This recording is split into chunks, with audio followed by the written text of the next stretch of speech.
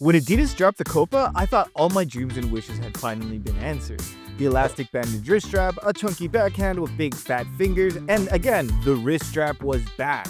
So is the Copa the Adidas glove to end all gloves? Let's check it out. What's up, keepers? This is your boy Alberto, and today we are going to be reviewing the one and only Adidas Copas. Funny that this is the newest model to drop from Adidas while bringing back all the old features that made keepers like me fall in love with Adidas completely. Well, the Copa is probably the closest we have gotten to the old days of the Predator with a super soft backhand and a nice long wrist strap. Our Copa models haven't changed much since they were released a few years back. We have a very tight negative cut on the palm with an exceptionally fat and padded super soft backhand that has some ingenious neoprene mesh cutouts, a rather long wrist entry all neatly wrapped up with an elastic bandage style strap that all of us dinosaur keepers rave about because it gives us the chance to really make the strap so tight that we don't feel our fingers at all. Now, I have a hard time choosing my favorite feature between the backhand and the wrist strap because I really love not only the look but the sensation the padded backhand gives. The gloves feel very much like a nice tight pillow that you're sliding your hands into, and it continually firmly hugs the hand, giving you a real sensation of comfort and safety in your hands, which is a big plus for me. A lot of goalkeeping is mental, and the right mental buffs make the gloves feel a bit better. And the second feature has to be this wrist strap, although I do think to improve it a little bit, maybe they should give it an angle so it wraps a bit better, but the fit is so freaking nice and customizable, exactly what I used to love from the earlier Predator Pros. You could just pretty much overextend it or overstrap it, so it is a fun amount of things to do. Maybe it is like a fidget spinner for keepers like me. On the palm, we have a URG 2.0, which I don't really understand why Adidas hasn't renamed this, because it obviously is not the same URG 2.0 you find on the Predator Pro, because it doesn't have the same style of implementation onto the palm, and that leads to a whole different level of grip and durability. Now, this is also a latex that's been chemically colored, so this affects the stickiness, as the best latex will be a normal white latex without any coloring involved, making the URG 2.0 not a particularly sticky latex. It probably can't stick to the post like our contact latex would, but it still is a grippy latex that performs well on the ball. I would rate this URG somewhere in between a contact and a Giga Grip in terms of performance of grip. What is much more apparent is the quality of the cut and the backhand weight goes super well together. This isn't a glove that needs you to break them in or get used to them. Unless you don't like an extremely tight fit that goes all around, the Copa is an amazing and quick slide on to save glove.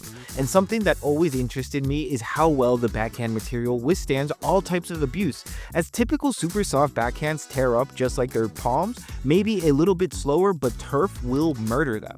And this just isn't the case with the Copas, which really Adidas deserves their flowers there. It's been super hard to find material on the backhand that doesn't tear up easily.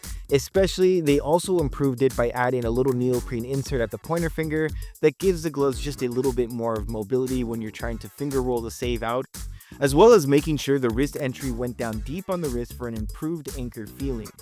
But while Adidas did bring back all the amazing things that I loved them for when I was starting out as a goalkeeper, they also brought back the hated and super annoying Adidas durability, especially on this URG 2.0 palm, mixed with a very tight and high tension cut on the fingers. This negative cut is very high tension.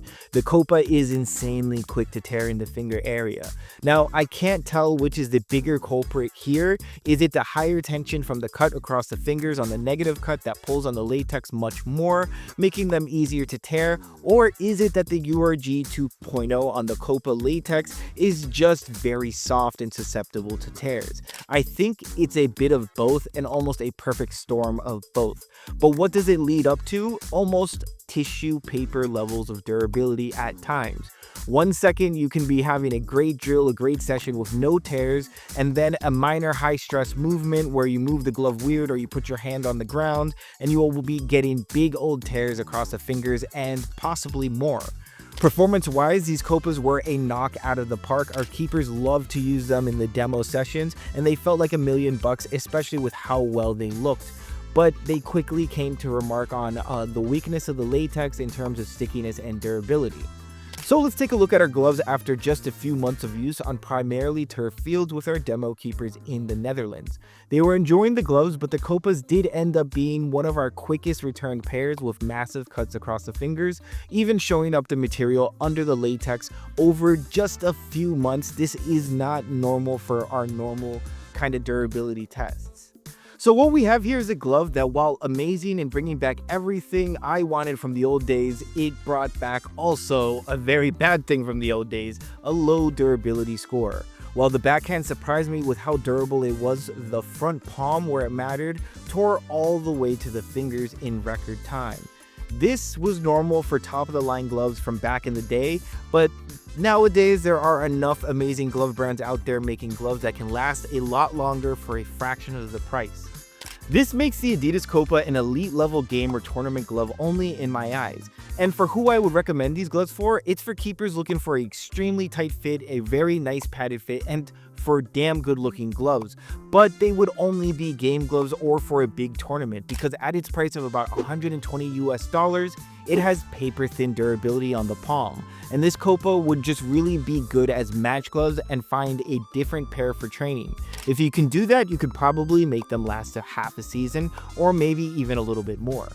So keepers, thank you so much for watching our review. If you want to help us out, engage, hit that comment, like, and subscribe if you haven't already. Let us know your thoughts and what gloves you want to see next. And also let me know what your top gloves of 2025 are. Did you agree with this glove review? Let me know your thoughts, and I'll see you guys again very soon.